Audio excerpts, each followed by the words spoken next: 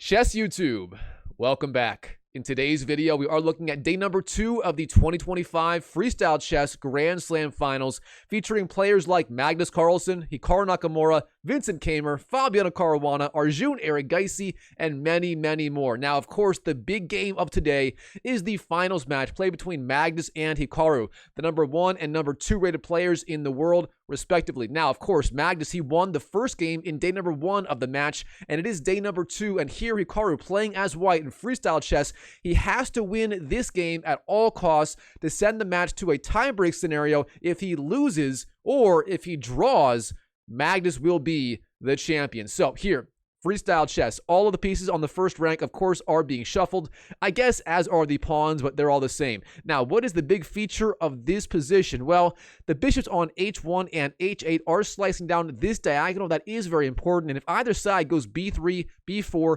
b7, or b5 or b6, then the rooks could be under attack. But beyond that, white doesn't have a very strong idea to fight for an advantage. Now, of course, in the game, Hikaru, he finds the strongest move here, 1b4, gaining space on the queen side. And of course, if black goes, say, g6 or g5, this rook on the a1 square will come under attack. That may happen sooner or later. Now here, black does go c6 right away in the spirit of the Caro-Kann opening instead of, say, 1g6. What is black's idea? Well, it's likely to reduce the scope of this bishop on this diagonal right here. Leave it to Magnus to play kind of a quirky move here. Now, Hikaru, g3, then g6, attacking the rook on the a1 square. Of course, Hikaru is not going to blunder that rook. He goes bishop b2, and now black has the option of trading bishops on b2. That would be a little bit risky, as if black wants to castle on the king side, then his dark squares would be very weak later in the game. So with that in mind, here, Magnus, knight f6, developing his knight and avoiding the trade of those dark squared bishops, a very good idea by Magnus. Alright, Hikaru, f4, gaining space on the king side, and we've seen in freestyle chess, for some reason, the moves f4 and c4 are actually very, very strong in a wide variety of positions, and it certainly is the case here. But now Magnus, a5, counterattacking on the queen side, the idea being if white captures on a5, black takes back with the rook, and his rook is very active on the a file, surprisingly, so very interesting move. Now, Hikaru, he sees this, a3, defending b4. He doesn't want to capture away from the center. Instead, a3 defends the pawn on b4. That way, if black takes there, white can take back immediately. Now we have castles for Hikaru.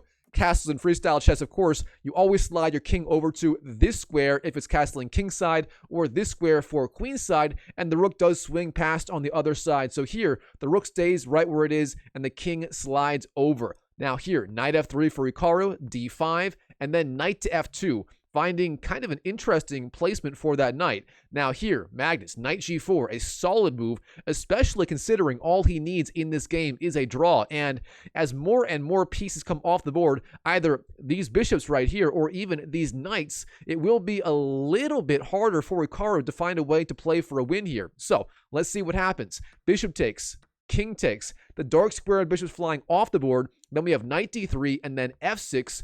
Actually, a very solid move by Magnus. The idea, and it's a very deep strategic idea. Black here has traded off his dark squared bishop, and now the dark squares in his position here, especially g7, f6, and h6, are a little bit weak.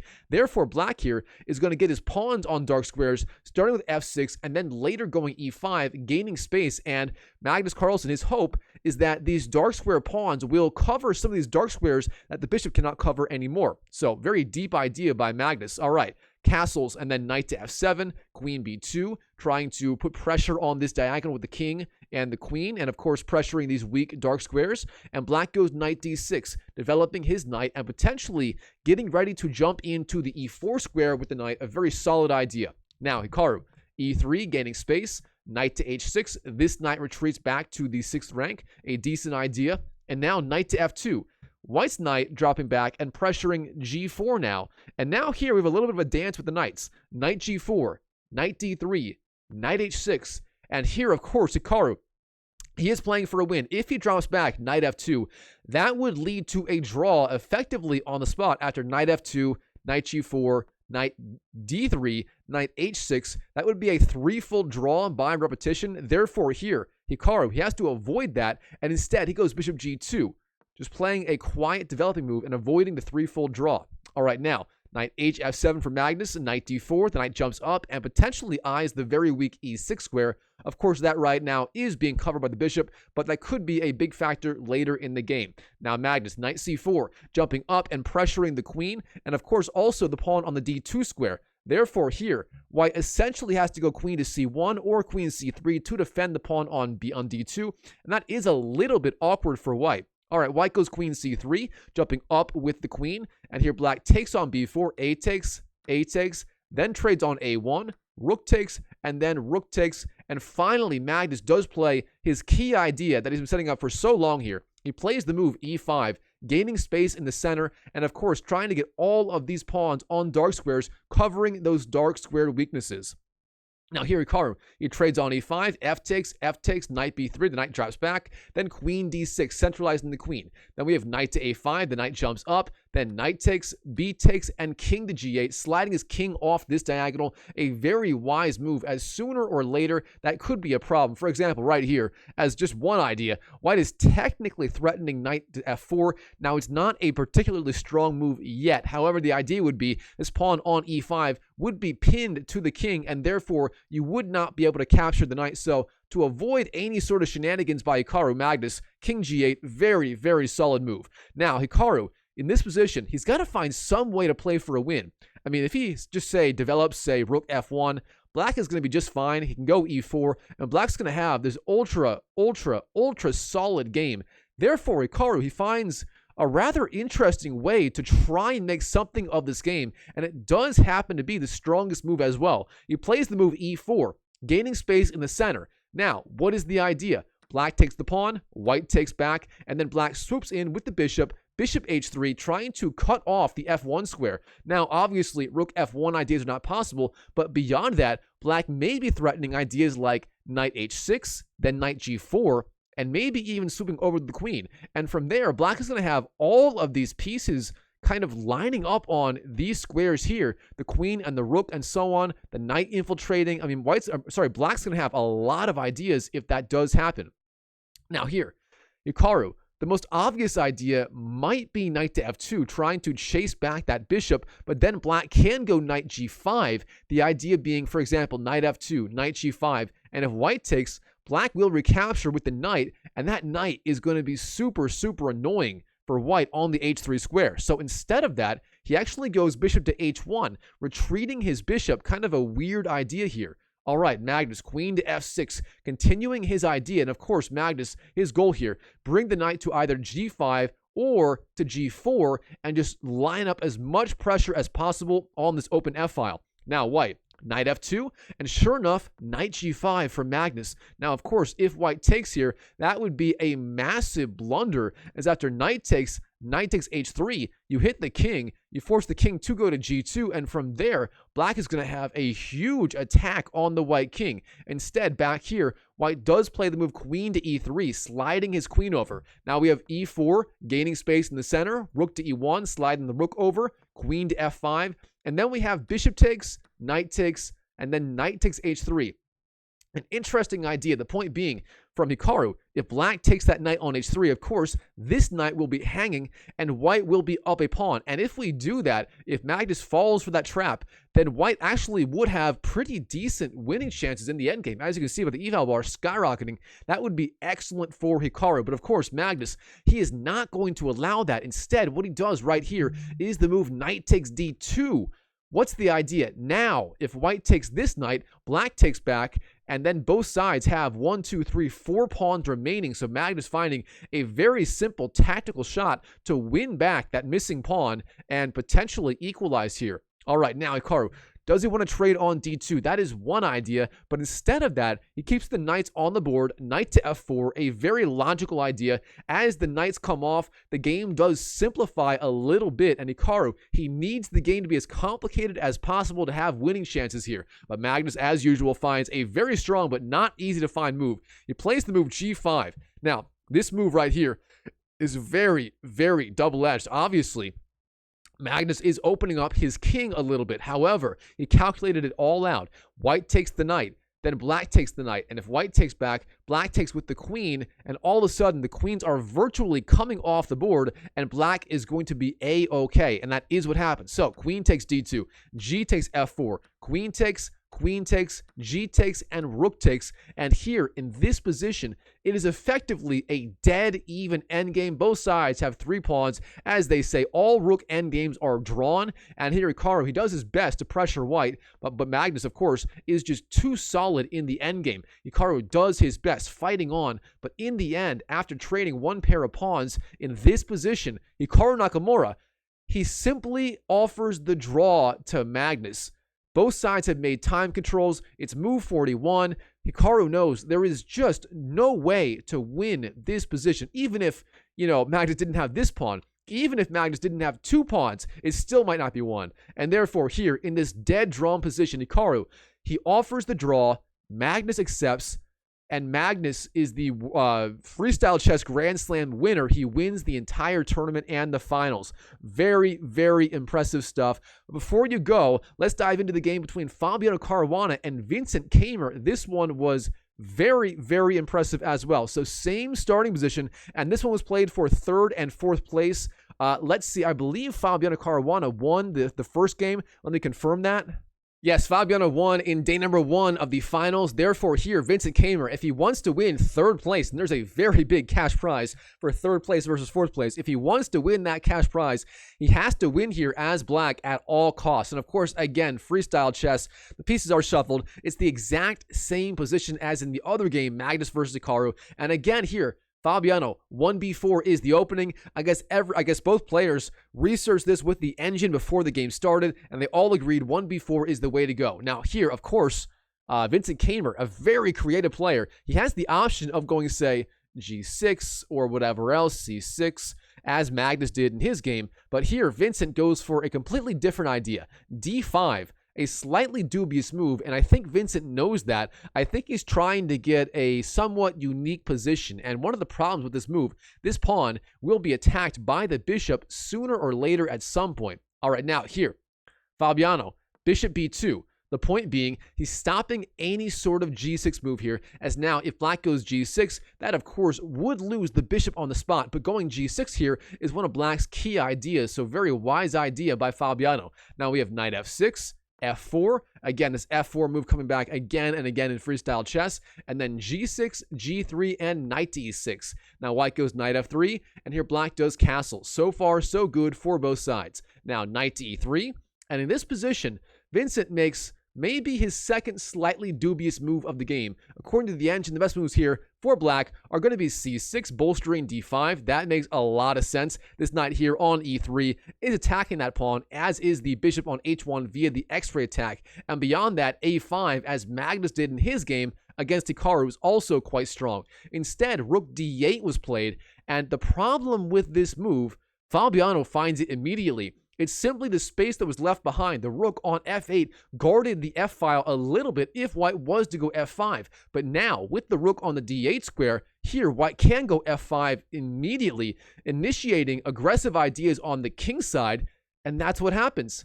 f5 is the move, blowing open the king side. And now here, what can black do? If he takes on f5, that would be downright dubious, as then after knight takes, white here is crashing through on the king side. Black can't do that. With that in mind, though, if black is not going to take on f5, black has to retreat the knight somewhere. But where can you move it?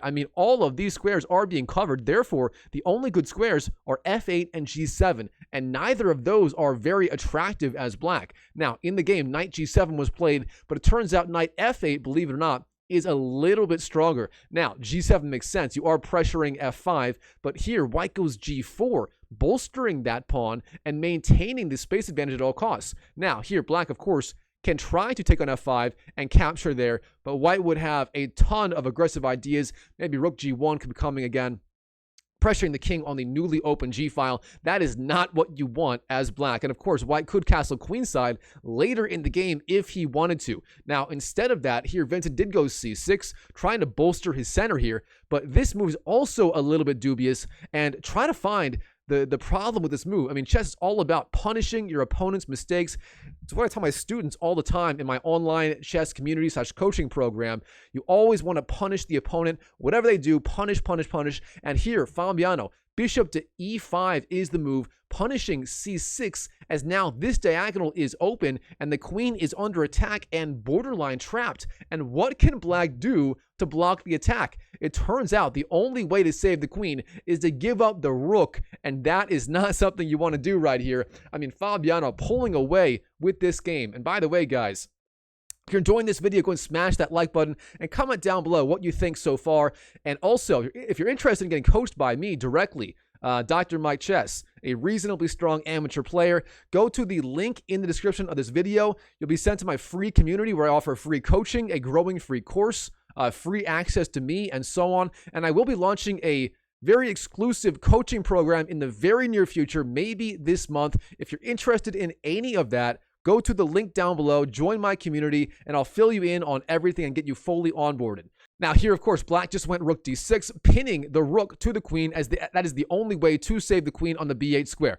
Now, Fabiano, he knows when you are ahead, you don't just want to sit around and just kind of waste your advantage. You want to press and exploit the weaknesses of your opponent's position. And here, he does that with move b5, continuing to attack. The point being, now white is threatening b takes c6, and if black takes back with the pawn, then white could take potentially the queen, and if black takes back with the rook, then of course the queen on b8 would be under attack again. So white here lining up more and more threats. Black goes queen to c7, trying to defend, but then Fabiano, queen b4, showing another idea of b5. This b4 square is now available for the queen, and white is just piling on the pressure on this poor rook here. And what is black going to do? Well, this might be a good time to try and win that pawn on f5 with g takes, then knight takes. But instead, black goes bishop d7. The idea being he's trying to apply a little bit of pressure to this pawn on b5. But here, white just goes queen to f4, sliding his queen over, and again, further increasing the pressure on this diagonal.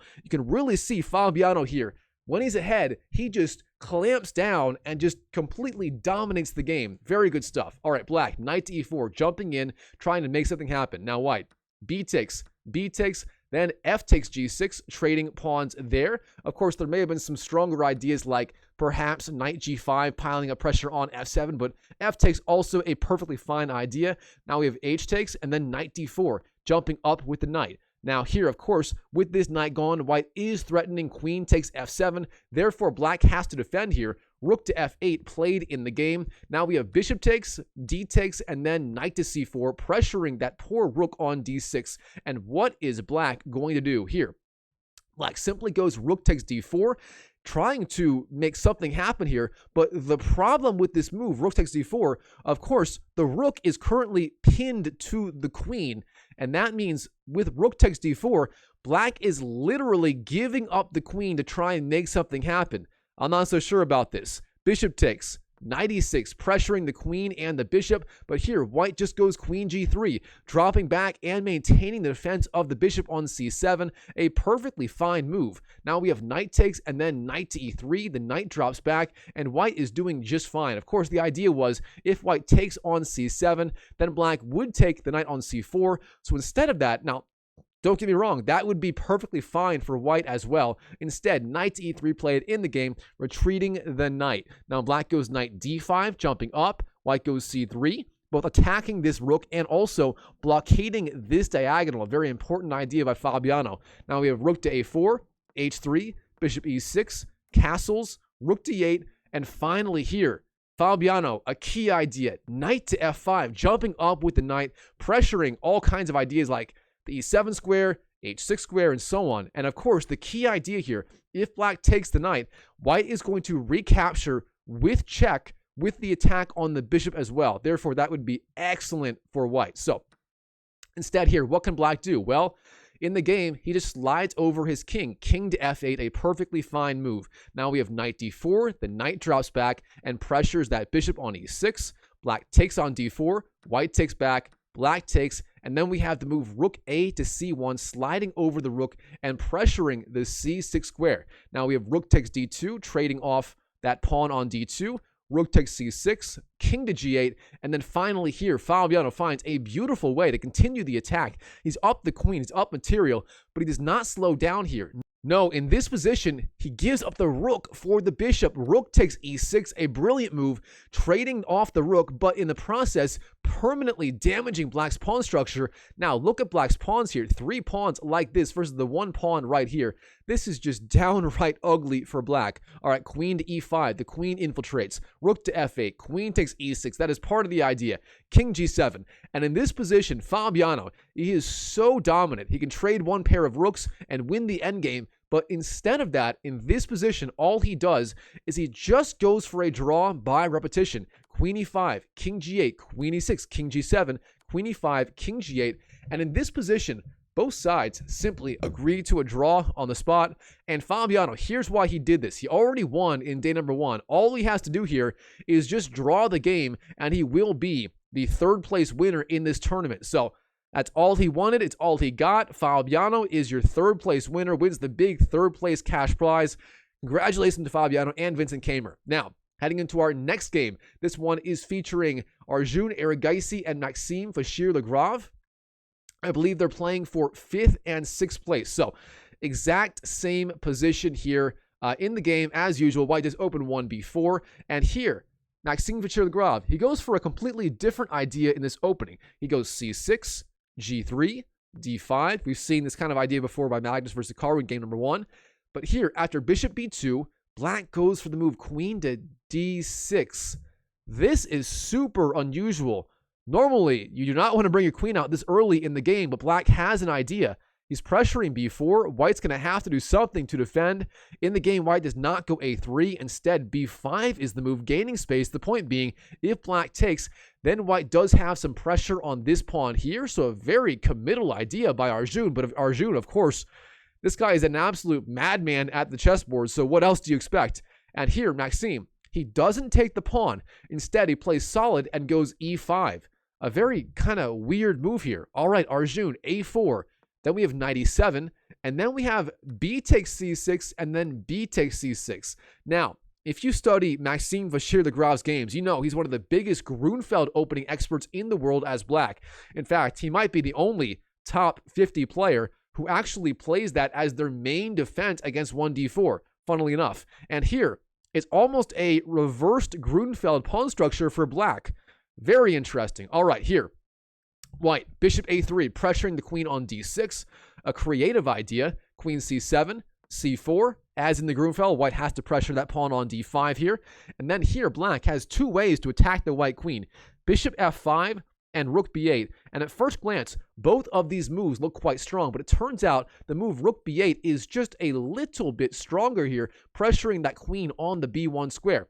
All right, here, instead of rook b8, black does go bishop f5, and this turns out to be a little bit weaker as white does go queen b4. And look at this here. This knight is virtually pinned. If it moves away to, say, c8, then queen takes f8 would be almost checkmate. So the knight is pinned, defending the rook on f8. Arjun finding a very creative way to attack here. All right, black, d4. Then we have f4. That move once again coming into freestyle chess. Now g6, knight f2. The knight develops. Of course, white could take on e5, but knight f2 also a perfectly fine move here for white. Now we have e takes f4, g4 hits the bishop, bishop e6, and then knight to e4. The knight jumps up.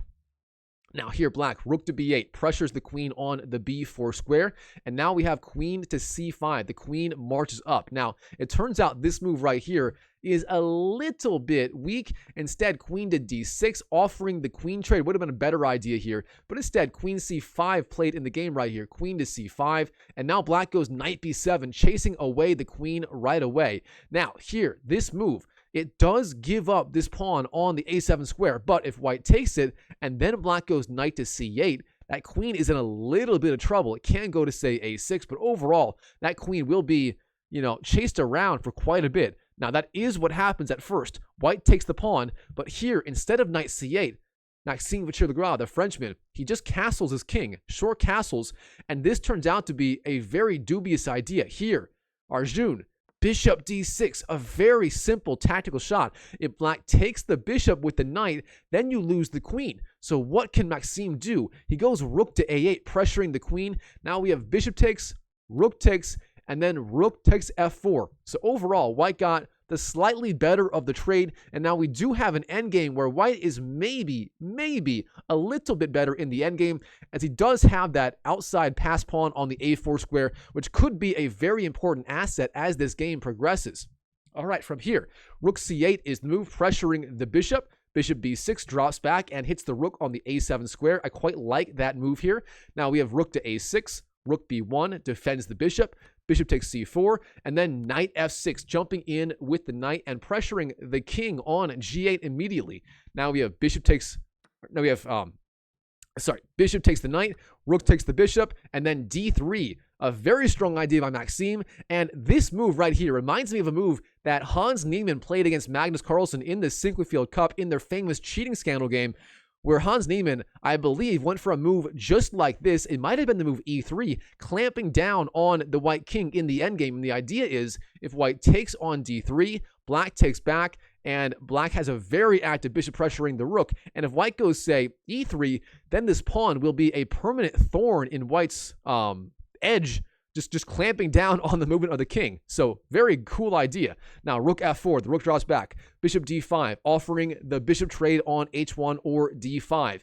Now we have bishop f2, the bishop retreats, knight d8, the knight drops back. Now bishop takes, c takes, e takes d3, then knight e to c6. Now we have knight to e2, and then knight to e6, jumping up and pressuring the rook on the f4 square. Now we have rook to f3, the rook drops back. Rook takes a4, knight c3, attacks the rook.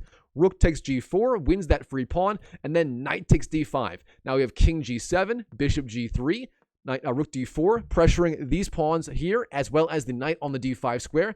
And from here, it's a very interesting endgame. The knight goes forward. The knights trade off. Rook d7, the rook retreats. And from here, Maxime has quite a bit of an edge in the endgame. Of course, white's pawn structure after the move e3 is now permanently damaged, and black may be able to trade off pieces and start to march these pawns down the board and try to convert one of them into a pass pawn and then into a queen. And that is sort of what happens. Here, Maxime just slowly but surely kind of takes over in the endgame. We're going to fast forward a little bit. I mean, just admire how Maxime, he just slowly advances all of his pieces in coordination like this. He brings the king down, brings the knight in, brings the king back one square, but he's still pressing, slowly pressing with those pawns on and on and on, driving back the bishop. The king marches up, the rooks get traded off, and now we have a bishop versus knight endgame where black is certainly favored, as with all the pawns essentially on one side of the board, the knight is a little better than the bishop, and of course, black's pawn structure being a little better and his king position also being a little more active. So can Arjun hang on? Well, the king drops back, and here in this position, Maxime makes a little bit of a mistake. He plays the move g4, and it turns out this is kind of premature. It does let white back into the game a little bit. Here, white takes on h4. Black takes on h3. That was black's idea, but here white, it turns out, after king f3, is more or less defending. If this pawn ever goes back to h2, the king drops back, defends both these squares, and that pawn will be gone. And the bishop also controls these squares, and if black cannot promote one of these pawns, it's going to be a draw. And that is effectively what happens. Black tries to play on, but overall, white here is just too solid. And right here in this position, both sides do agree to a draw. A very well-fought draw for both sides. Very interesting game here. And finally, our last match. This one is Jan Nepomniachtchi versus Nojibek Abdusattorov. Two very, very, very strong players. Let's see what happens here. So same starting position. Of course, white has gone b4 in literally every game so far. In this game, white goes knight to f3, a completely different idea. Now black goes g6, white goes d4, gaining space, black goes d5, and now white castles here. Now we have bishop g7, b3, knight to f6, bishop a3, and then b5, gaining space on the queen side. Now white goes c4, offering the trade of pawns here, and c4 turns out to be a very strong move here. It's very thematic in a lot of 1d4 openings in classical chess, and it also works out quite well here. Now black has a very big choice here. First of all, you probably don't want to allow c takes d5, as with that move, white simply trades off one pair of pawns, and he's doing excellent here. That would simply give white better central control with those two central pawns versus the one of black. So instead here, black either needs to trade on c4 or go potentially b4. Now, b4 is very committal. You do gain space. You do drive back that bishop. But on the other hand, white sort of gets increased central control here.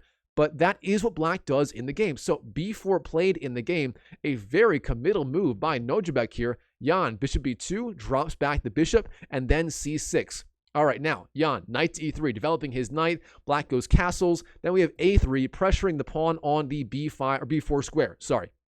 Now, black, knight g4, offering one trade of knights. White goes queen d3, knight to e6.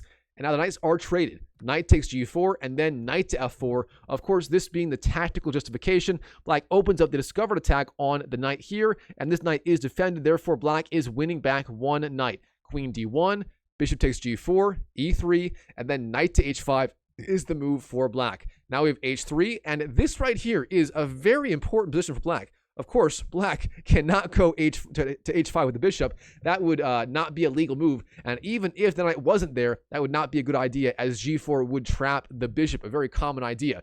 So black here, does he retreat the bishop to, say, f5, e6, or d7? Or should he be trading on f3?